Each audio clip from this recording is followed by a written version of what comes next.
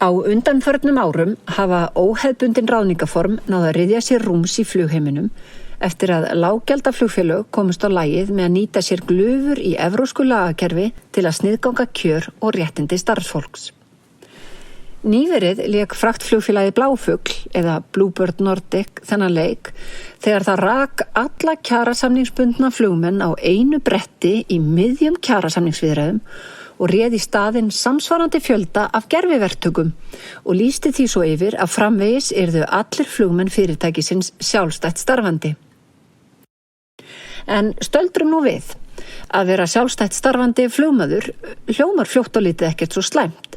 Fyrir marga slík vinna það eina sem býðst á krepputímum.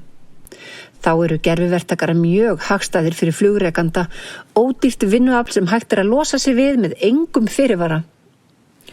Á Íslandi ólöglegt að greiða verktaka lægri laun en launþega á kjarasamningi fyrir sambærilega vinnu. Þetta gert til að vernda bæði verktaka og launþega.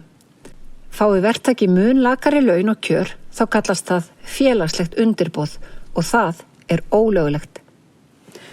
Flugmenn sem starfa í verktöku fyrir flugrekstraraðila eru gerviverktakar því þeir uppfylla ekki skilyrði fyrir verktöku og engin munur á störfum þeirra og þeirra sem eru fastráðnir.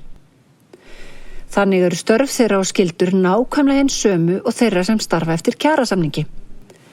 Gerviverktakar Bláfugls fá til að mynda reglubundin og föst laun, ganga í einkennisbúningi flugfélagsins, hafa netfangi á Bláfugli þar sem þeir fá fyrirmæli störf eftir sama vaktarfyrirkomulagi og fastráðnir starfsmenn. Þeir inna sjálfir alla vinnu af hendi og ráða ekki sínum vinnutíma. Störfin eru sem sagt alveg eins, en hvernig eru kjörin? Kjörin eru þau að verktökum Bláfugls gert að þiggja nær helmingi lægri laun fyrir vinnu sína á nokkura félagslegra réttinda á borð við veikindarétt, orlof eða starfsöryggi. Dæmi að gerviverktökum sé hótað eða dregið sig af launum þeirra gerist þeir sekir að ganga á eftir rétti sínum eða upplýsa aðra kjör sín og aðstæður. Þá innbyggður hvati í óhefðbundin ráðningaform að slíkir flugmenn eru líklegri en aðrir til að fljúga veikir eða illa fyrir kallaðir. Þannig hafa rannsóknir sýnt fram á neikvæð tengsl á milli flugöryggis og verktakaflugmanna. Gerviverktaka vitaskuld mjög ódýr og þægileg fyrir rekstraraðila. Hann sparar mikið á því að snuða starfsfólk sitt, svo ekki sé minnst á hversu hagkvæmt það að sniðganga sanngjarna skatta og gjöld.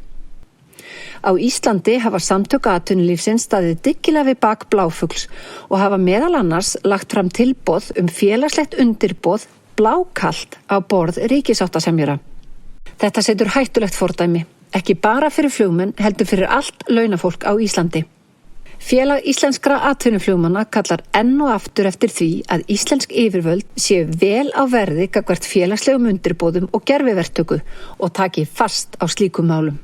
Nái þessi hegðun fram að ganga að hægt sé að reka alla sem eru í stéttarfélagi og ráða gerviverktaka í staðinn á helmingi lægri launum, þá ekki spurning hvort það komi að næstu starfsstétt, heldur hvenær.